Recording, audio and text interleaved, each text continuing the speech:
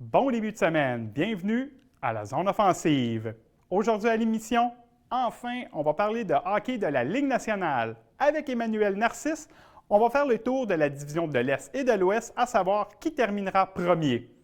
Avec Josh Jesse, on va faire le tour des règlements, en fait des différences de règlements entre la CFL et la NFL. La zone offensive, saison 1, émission 5, c'est parti!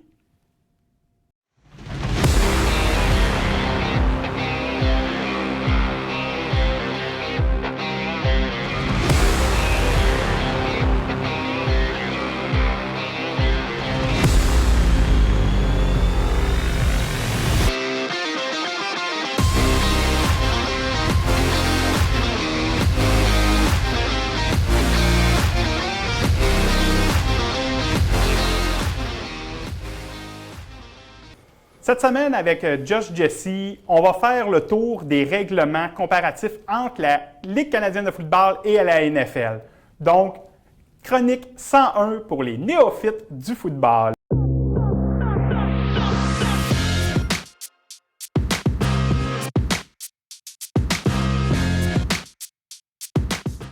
Salut Josh! François, bonjour à toi. Le football, le même football canadien, le football américain, mais des règles différentes. Complètement en plus. Complètement différentes. C'est vraiment deux mondes séparés. Deux mondes séparés.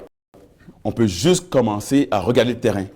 Le terrain de football canadien, beaucoup plus gros, beaucoup plus large dans la zone début, 20 verges dans les extrémités, de longueur 110 verges, contrairement au football aux États-Unis, que juste la zone de toucher, 10 verges de longueur et juste de 100 verges. Donc, tu peux voir que juste de longueur, c'est déjà beaucoup moins long, le football américain. C'est quoi la grosse impact pour un joueur d'avoir, bon, le fait du terrain qui est un diverge de plus, on comprend qu'il est juste plus long à traverser, mais la zone des buts, ça va être quoi la plus grosse impact qu'il va y avoir du fait que dans la NFL, elle est plus courte versus la Ligue canadienne? Mais à vrai dire, à la NFL, beaucoup plus facile, beaucoup plus difficile. Au Canada, puisque tu as 20 verges, tu as plus d'espace, tu peux lancer le ballon un peu plus loin, tu as 20 verges, tu as plus d'espace. Donc, pour la joueur défensive, pour les joueurs défensifs, il est plus difficile d'aller arrêter le jeu car il est beaucoup plus loin. Tandis qu'aux États-Unis, la petite passe à côté, la petite course à côté, pour un linebacker ou un demi-défensif, c'est plus rapide de réagir parce qu'il est plus proche. Donc, effectivement, juste à cause du terrain, ça rend le jeu plus difficile au Canada. Mais même si c'est un peu plus petit aux États-Unis, beaucoup plus difficile aussi parce qu'à cause c'est plus difficile, il faut que tu sois prêt à n'importe quoi. Donc, juste la grosseur du terrain fait une bonne différence. Oui. Ensuite, dans on ne dira pas les technicalités, mais la Ligue canadienne de football, encore une fois, comparativement à la NFL, on est dans deux mondes pour le nombre de joueurs en uniforme et sur le terrain. C'est impressionnant parce que déjà qu'au Canada, dans la CFL, on est déjà 12 joueurs sur le terrain. Donc, tu joues du 12 contre 12. Tu as 42 joueurs dans l'équipe qui vient pour le match. Pour déjà 24 partants, dont j'ai déjà parlé, 7 partants canadiens. Donc, 42 joueurs lorsque tu joues au Canada. Tandis qu'aux États-Unis, terrain plus petit. Mais terrain plus petit, il est plus petit en longueur et en largeur. Et en largeur. Et en largeur. C'est quasiment presque 12-13 verges de plus petit. Okay, donc, c'est vraiment beaucoup plus. Le pourquoi dans la Ligue canadienne, il va y avoir 12 joueurs pour couvrir. Oui, mais c'est impressionnant parce qu'on a moins de joueurs au Canada, mais aux États-Unis, dans la NFL, il y a 53 joueurs qui sont prêts ou habillés pour le match. Pourtant, sur les lignes de côté. Sur les lignes de côté, pourtant, il y a juste 11 joueurs sur le terrain. Donc, j'y pense, mais je ne comprends pas pourquoi il y a autant de joueurs aux États-Unis et non au Canada. Je ne sais pas si c'est une question d'argent, mais on ne saura pas. C'est une question à répondre pour une prochaine fois. Déduction d'impôt pour le propriétaire. Peut-être aussi. Peut-être aussi. Si on rentre un peu plus dans les règlements même du jeu, Ligue canadienne de football, on parle de 3 essais. Oui. NFL, 4 essais. Donc juste le fait d'avoir 3 essais change la totalité du jeu au Canada. Parce qu'au Canada, le premier jeu, tu as fait 2 verges. Il est primordial. Tu n'as pas le choix de faire. Tu as 8 verges pour avoir le premier jeu. Tandis qu'aux États-Unis, 4 essais, si tu fais une jeu de course de 2 verges, ça ne dérange pas. Parce qu'il en reste 2 autres essais encore pour avoir encore le first down. Et même si tu veux, au 4e jeu, puis il reste une verge à faire, tu peux le faire. Tandis qu'au Canada, 2e et long, c'est une passe. Tu n'as pas le choix. Tu n'as pas le choix. Tu dois aller pour le first down, sinon il y a une grande chance que tu bottes le ballon. Est-ce qu'il y a un lien avec le fait que dans la Ligue canadienne, comme c'est 3 jeux, on va voir plus souvent des passes, des longues passes, essayer des gros jeux parce que justement, tu as. Mais je l'ai toujours dit à tout le monde, le football canadien et le football américain est différent. Le football canadien, malheureusement, autant que j'aime voir les jeux de course, c'est un football de passe. Le terrain est gros, il est large, ça fait juste avantager les joueurs, receveurs et le carrière.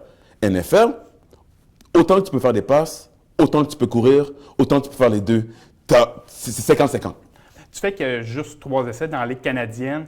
Est-ce que ça peut impacter un peu plus d'avoir... En fait, est-ce que le fait d'avoir un corps arrière mobile, ça a un avantage ou du fait qu'il y a 3 essais, c'est moins important que dans la NFL où un corps arrière mobile va avoir tout son sens? À vrai dire, NFL ou Canadien, ce carrière mobile, c'est un plus.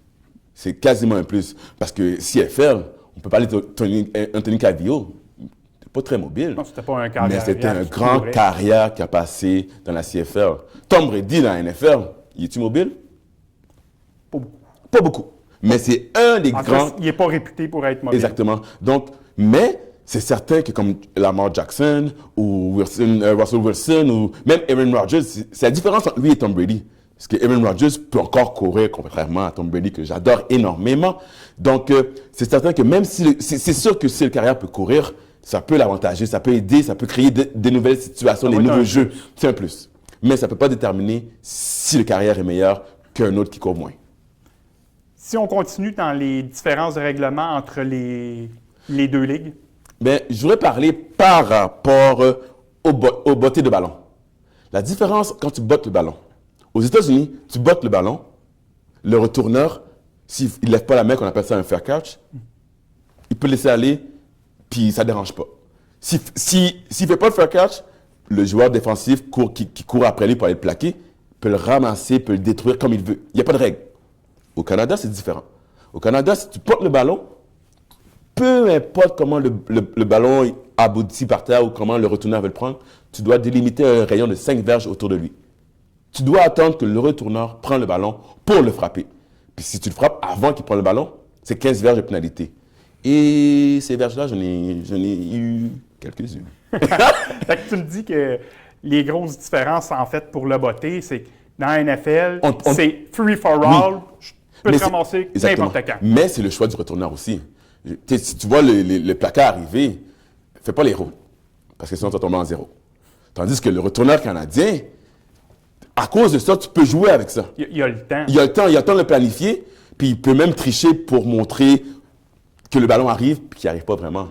Parce qu'à la fin de la journée, les joueurs unité spéciale les coachs nous apprennent ça. Tu dois laisser le 5 verges. Tu dois le laisser.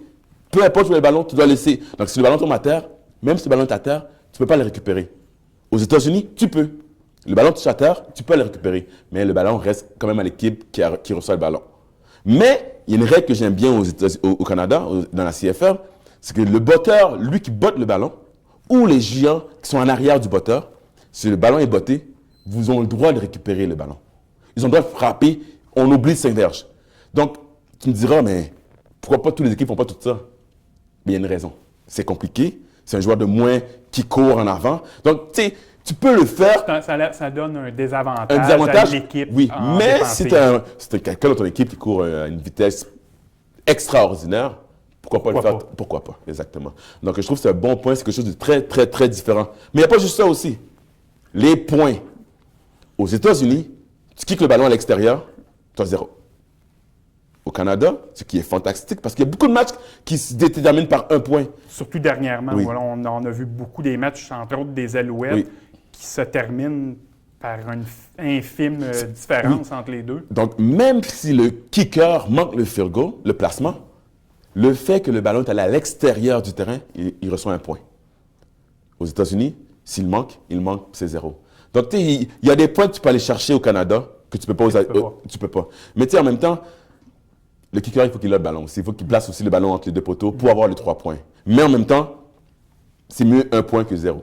Oui, puis en fait, je pense que ça donne aussi un peu le petit bonus du fait d'avoir un terrain plus grand, d'avoir seulement 3 essais. Oui. Je pense que ça devient aussi une complexité, mais un avantage. Pour un bon batteur, il va être capable d'aller chercher des points. Mais c'est ça que j'aime ici, c'est que, tu sais, le tennis, c'est tennis pareil partout. Le soccer, c'est pareil partout. Mais le football canadien, le football américain, autant qu'on a tous les deux des casques, autant qu'on a un ballon qui est différent parce que le ballon canadien, il y a des bandes blanches autour, tandis que le ballon américain, le ballon est un peu plus petit. Un peu plus petit aussi. Quand le jeu commence aux États-Unis, tu ne peux pas bouger. Aucun receveur peut bouger si tu veux commencer à lancer le ballon. À la CFL, les receveurs, ils peuvent se déplacer comme ils veulent. Ils se déplacent comme ils veulent, ça ne dérange pas. Donc, tu sais, on parle du football encore, mais c'est du football joué différemment. Le ballon, quand il est placé au jeu, aux États-Unis, la défensive est au bout du ballon. Au Canada, on a la CFL, tu dois laisser une verge de distance. Entre le ballon, le sniper et entre le centre la ligne. Et le ballon, exactement. Donc, l'Américain est à côté du ballon. Mais le Canadien, il est juste une verge en arrière du ballon. Donc, juste ça fait en sorte que le jeu, pour l'Américain, est plus rapide. Le Canadien, il faut qu'il réagisse à ce qui va devant lui. Tandis que l'Américain, il doit tout le faire. Il n'y a pas de réaction, il est là. Il est là. Donc, tu sais, il y a tellement de choses différentes. On peut en parler tellement. Les secondes pour les jeux.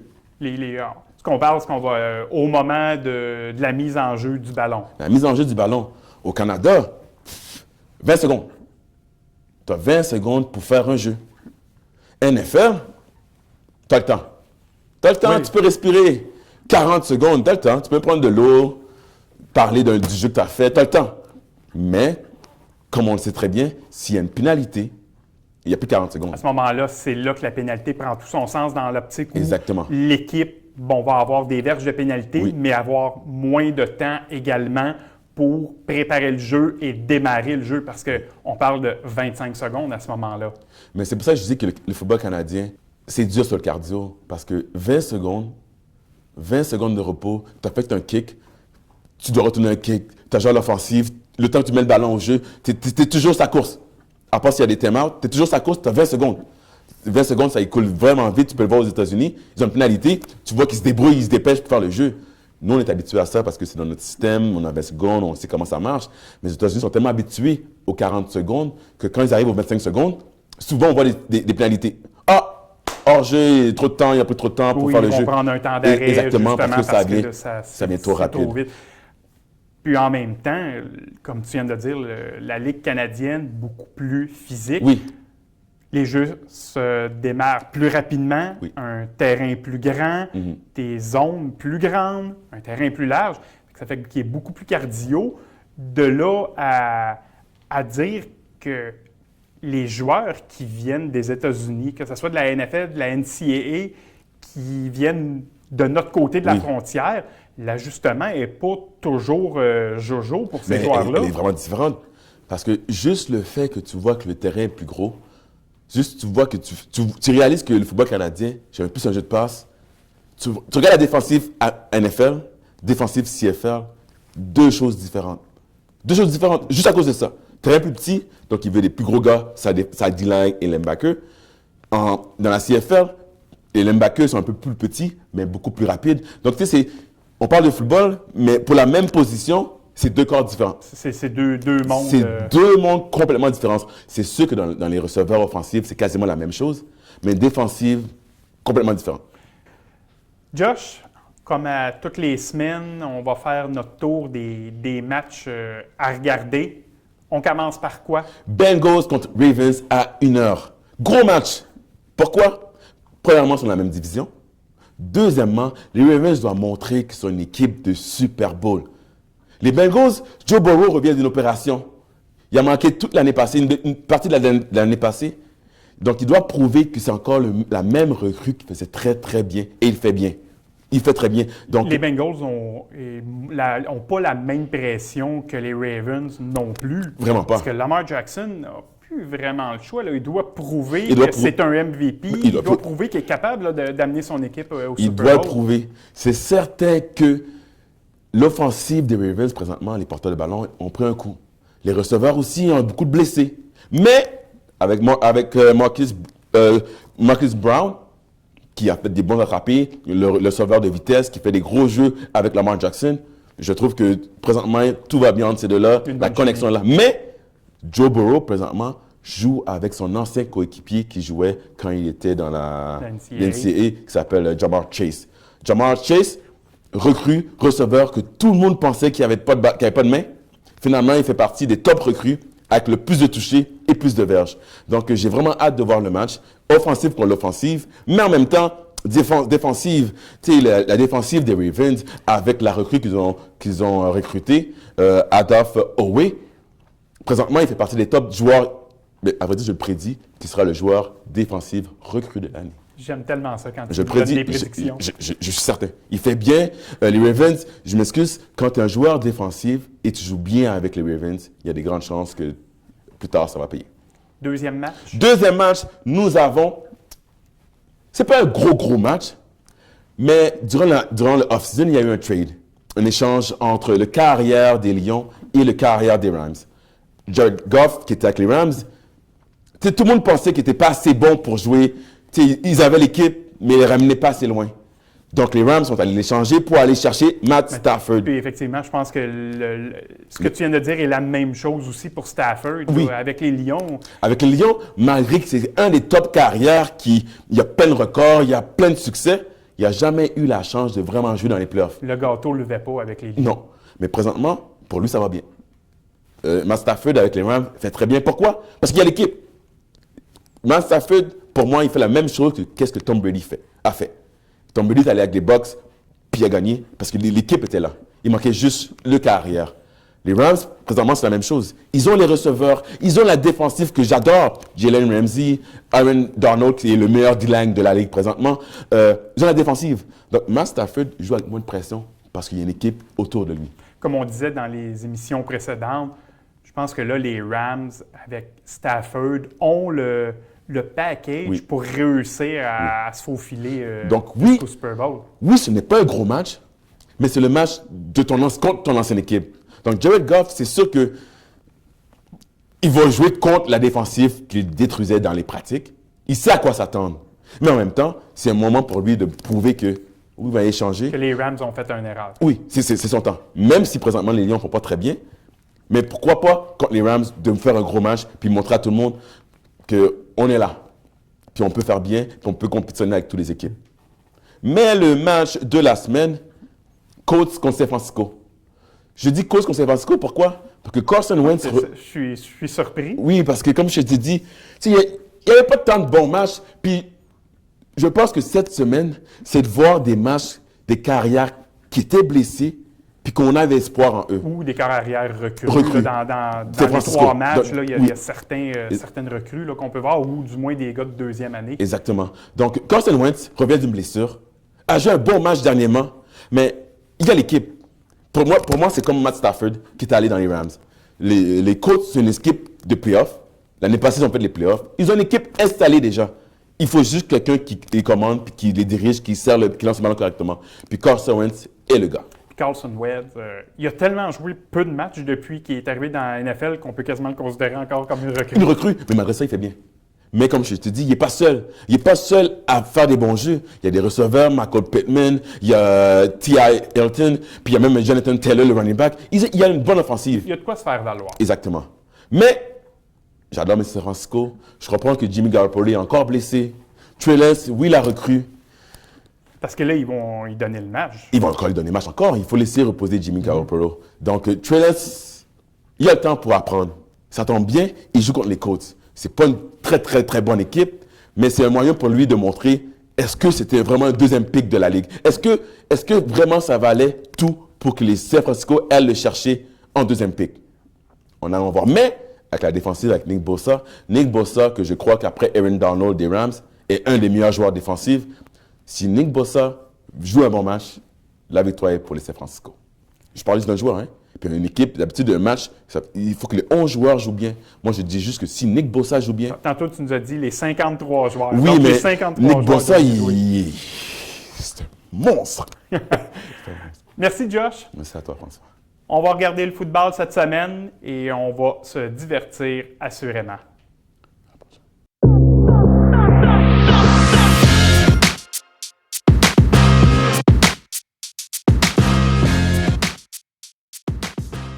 Je ne sais pas si vous êtes comme moi, mais enfin le hockey de la Ligue nationale est recommencé. Cette semaine, avec notre nouveau chroniqueur Emmanuel Narcisse, on va faire le tour de la conférence de l'Est et de l'Ouest pour savoir qui potentiellement vont terminer premiers de leur division.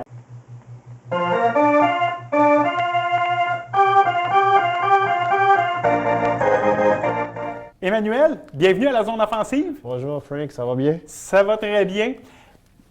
Écoute Emmanuel, on va regarder cette semaine quelle équipe a pu s'améliorer ou a fait les changements nécessaires pour pouvoir atteindre le premier rang de leur division. On va commencer par la division Pacifique. Ton choix s'est arrêté sur quelle équipe? Je me suis arrêté avec Los Angeles, Les Golden Knights? les Golden Knights de Las Vegas, qui selon moi qui ont perdu. Bon, ils ont trouvé le moyen d'échanger Marc-André Fleury. Penses-tu que pour toi, ça a été une bonne chose d'échanger Fleury plutôt que de le garder et d'échanger Robin Leonard? Personnellement, je trouve que la gestion que Golden Knights ont pu gérer la situation avec Marc-André Fleury au cours des dernières années, je pense qu'ils n'ont pas vraiment été tendres envers lui. Je trouve que le gars a tout donné pour cette organisation. Il ne faut pas oublier que c'est une nouvelle expansion qui date d'à peu près 3 ans. Qui ont fait la finale la première année. Exactement, avec ses fiers services qu'il a rendus. Mais la façon que ça s'est terminé en queue de poisson.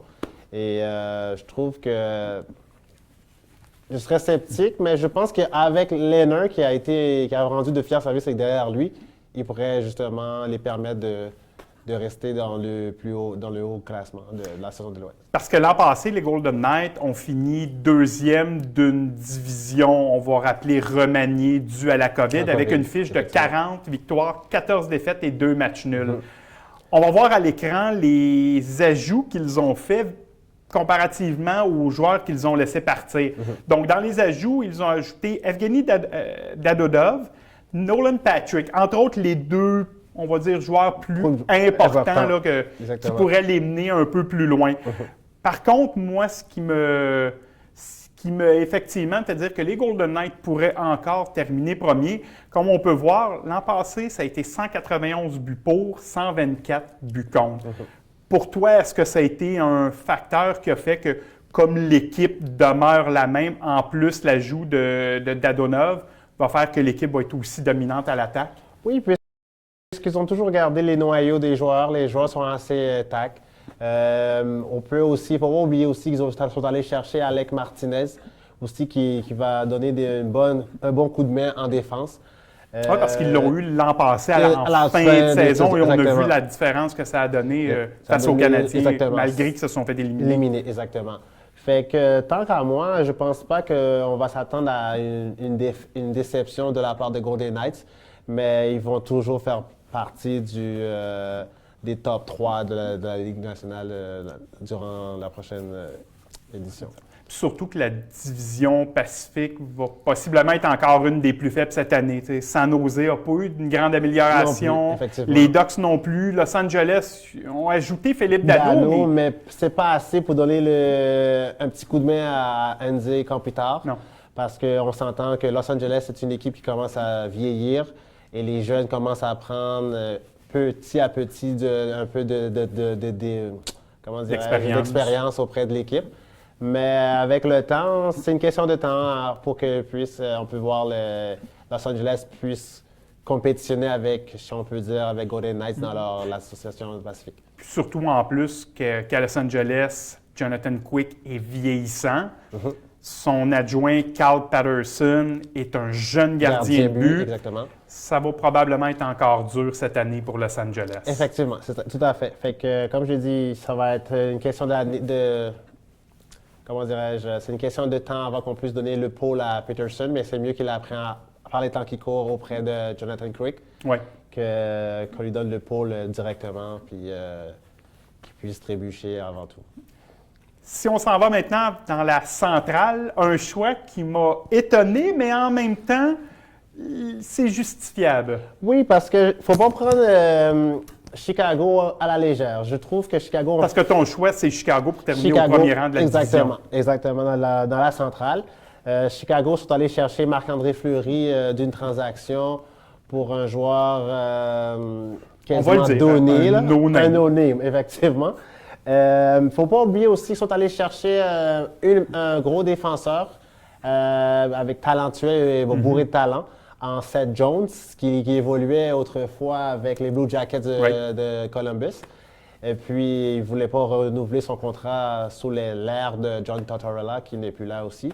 Mais je suis vraiment content de voir qu'ils ont porté des ajustements. Il ne faut pas oublier qu'ils ont perdu Seabrook aussi. Et Duncan Keith qui a été échangé aux Oilers. Edmonton, exactement. Fait qu'ils sont allés chercher aussi un joueur Kera, qui évoluait éventuellement avec les fameux Oilers d'Edmonton. Je pense que ça va donner une bonne bouffée d'air fraîche à la nouvelle défensive des Hawks, qui en avait grandement besoin. En plus d'avoir aussi ajouté Tyler Johnson en provenance de Tampa, qui va leur amener un joueur, on va le dire, d'expérience, de profondeur, un gars qui a gagné la Coupe Stanley aussi.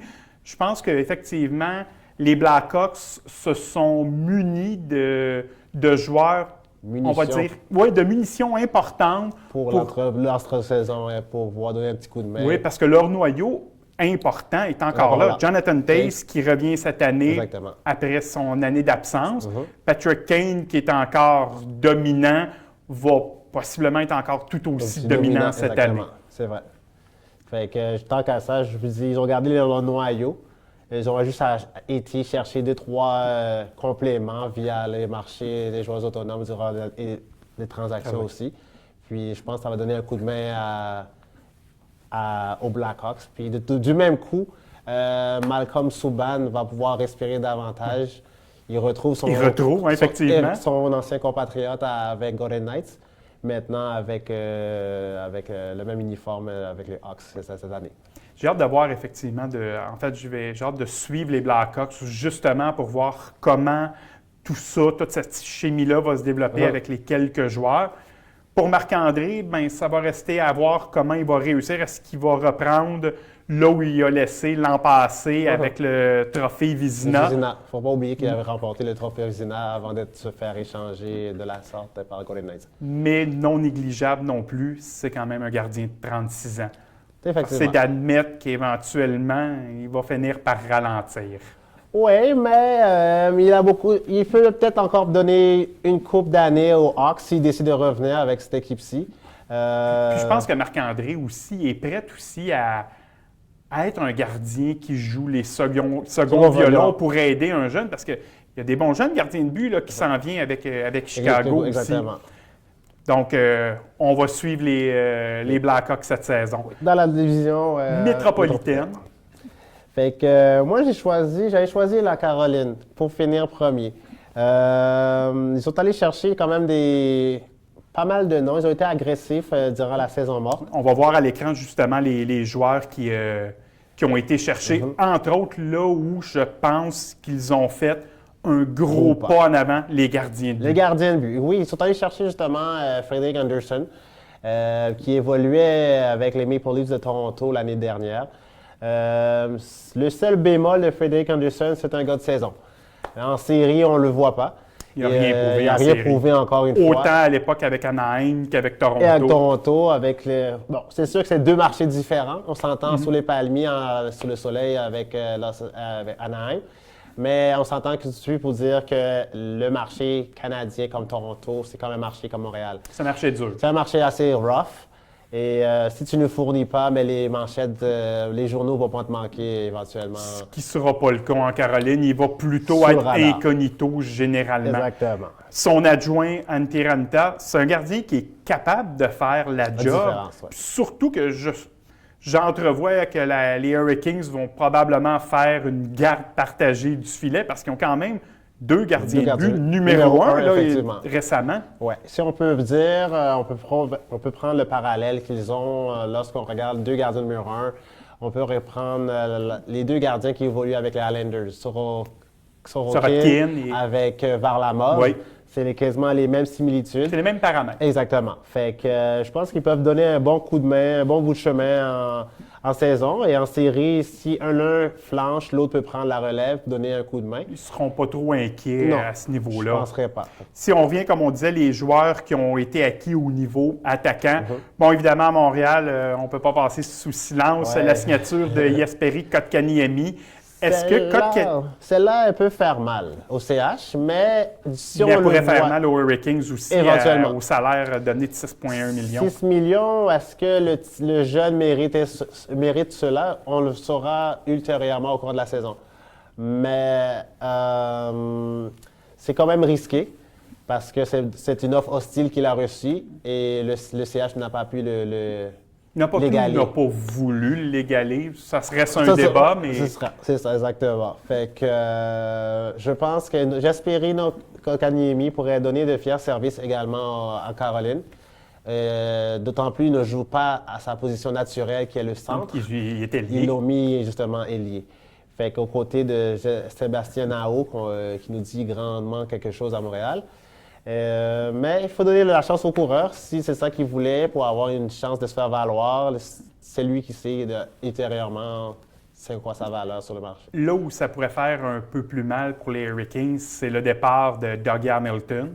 Oui. Ils ont tenté de le remplacer. Ils ont signé Tony DeAngelo, qui clairement ne cadrerait plus avec les Rangers. Exactement. Est-ce qu'il va être capable de prendre les souliers? Ils ont également été chercher Ethan Bear des Oilers d'Edmonton. Exactement. Est-ce que ces deux défenseurs-là vont être capables de faire le travail que Dougie Hamilton pouvait amener avec les Hurricanes? Selon moi, je pense pas que, tu sais, c'est sûr que Dougie, c'est Dougie Hamilton. Tu peux pas le remplacer. Une fois qu'il est parti, c'est parce qu'il connaît, c'est peut-être le montant qu'il pourrait toucher quelque part d'autre dans une autre équipe dans la Ligue nationale.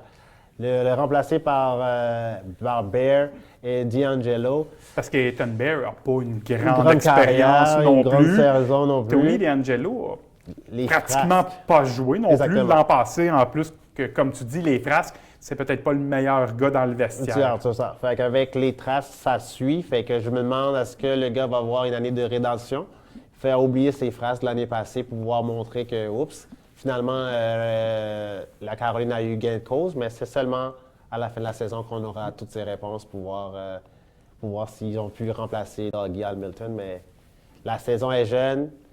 Qui sait? C'est eux qui c'est Caroline qui a la réponse à leur question.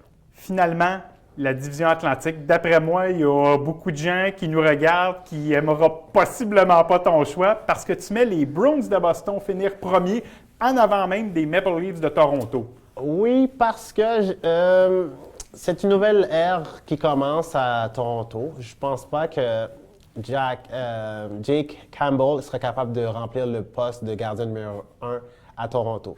J'ai été forcé de prendre les Bruins de Boston qui ne cessent de vieillir, mais le noyau de joueurs est encore Toujours là. intact. En fait, il est plus qu'intact parce que, Il n'a à jamais part changé. David Krejci qui a est parti. quitté, Ouais. Pasternak, Brad Marchand, qu'on l'aime ou qu'on ne l'aime pas, c'est un bon joueur. C'est un joueur qui va dominer avec Bergeron.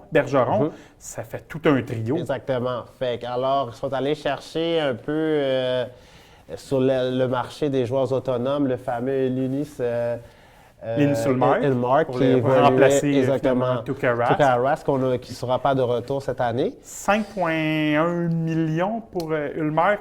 C'est beaucoup. C'est beaucoup d'argent, je C'est pense, beaucoup pour un gardien qui n'a n'a rien prouvé encore une fois dans la Ligue nationale. Mais il faut dire qu'il a connu une saison difficile comme l'ensemble que les Sables de Quand tu Buffalo. joues à Buffalo, C'est pas évident. c'est dur de te faire valoir. Exactement. Fait que, alors, il aura une chance de se faire valoir avec les Bruins, avec une équipe capable de gagner, une défensive aussi qui est encore intacte. Oui. Ils n'ont pas vraiment perdu de gros joueurs, de gros morceaux en attaque. Alors, je pense qu'on va donner la chance aux coureurs avec les Bruins et je pense que Dolmark pourrait remplir le rôle. Puis ils ont fait aussi un ajout de profondeur avec Nick Foligno qui bon a centre. signé avec les Bruins. Je pense que Ouais. ça va grandement leur aider Ouais, aussi. ouais. Tu sais, on entend toujours le papier sablé. Ben, Nick Ben, Foligno va en étant- représenter ça avec les Exactement. Bruins. Puis je pense qu'il cadre bien dans leur mentalité. C'est un gars qui va être capable de frapper. C'est un joueur de centre. Fait que je pense qu'il vient bien cadrer avec cette équipe-là. Tout à fait. Fait qu'en plus, ils l'ont signé quasiment à rabais, si je m'abuse. Un contrat à 2 volets. Et regarde, c'est toute une acquisition. Et il a rendu de fiers services. Il ne faut pas oublier aussi, c'est un ancien capitaine. Oui, Alors, il va encore apporter là. un leadership à l'équipe bostonnaise. Et puis, je pense qu'il va rendre de fiers services dans l'Atlantique. Finalement, pour se gâter, le Canadien, est-ce que tu les vois cette année en série ou ça va être très compliqué après nous avoir donné une finale de la Coupe Stanley l'été dernier? Pour commencer, le CH, c'est mon équipe préférée, mon équipe favorite.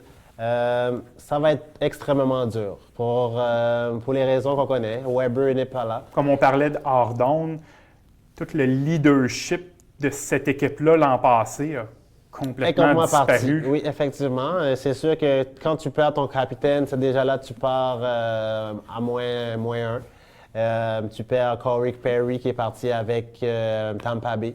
Tu perds... On parlait d'Eric Stahl, comme on disait tantôt, Hardon. On n'a pas été l'acquérir pour son talent puis sa vitesse, parce qu'on va tous être d'accord pour dire qu'Eric Stahl, c'était plus le joueur que ça a été en 2006. Non. Par contre, il amenait le leadership, il amenait l'expérience, il amenait le fait que c'est un ancien champion de la Coupe Stanley. Les Canadiens ont tout perdu ça. Cette année, là, on regarde le plan, on regarde l'alignement partant. C'est sûr que tu grimaces, mais c'est sûr qu'un Rick Stahl, un Corey Perry, comment on appelle ça, un Shea Weber qui n'est plus là, un Carey Price, il ne faut pas oublier, Price a dû demander un abandon juste avant le début de la saison, une bombe qui a explosé, que personne ne s'attendait, parce que tout a commencé avec une blessure au genou qu'on a camouflée. Puis la saison commençait, on l'a décortiqué comme une genre de maladie. Et puis finalement, la bombe, il y a 2 semaines, là, qui se mettait l'aide aux joueurs. Exactement. Fait que ça n'a pas aidé. Ça va être une année extrêmement difficile pour le CH. Il va devoir colmater les brèches ensemble pour pouvoir bien jouer les pronostics pour la prochaine saison. Je ne sais pas si tu vas être d'accord avec moi, mais je regarde l'alignement du Canadien, puis j'ai l'impression de voir une équipe sans saveur, sans odeur, des joueurs qui se ressemblent pas mal tous, et des joueurs qui n'ont pas une grande impact de leadership. Oui, on a Gallagher, mais Gallagher, il va avoir son leadership sur la glace. Mais est-ce que dans le vestiaire... C'en est un. Je suis sceptique à ce sujet. C'est sûr que, comme tu as mentionné, il y a beaucoup de joueurs qui se ressemblent dans l'édition actuelle. Et il y a des joueurs qui sont peut-être pas aussi dans les bonnes chaises. Fait qu'il faut leur donner du temps d'ajustement parce qu'il y en a beaucoup d'entre eux qui sortent d'autres équipes qui se sont venus se greffer au sein de l'équipe. Et il faut être patient. Mais on sait tous qu'à Montréal, on est tellement difficile. Surtout avec le fait qu'on a atteint la finale de la Coupe Stanley. Alors, le monde a plus encore faim.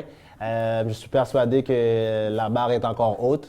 Et il faut leur donner du temps et l'ajustement pour que ces derniers puissent s'ajuster au sein de cette édition. Merci Emmanuel. Un gros merci à toi. Je suis convaincu que cette année, on va avoir des très bonnes discussions hockey ensemble. Ça fait plaisir.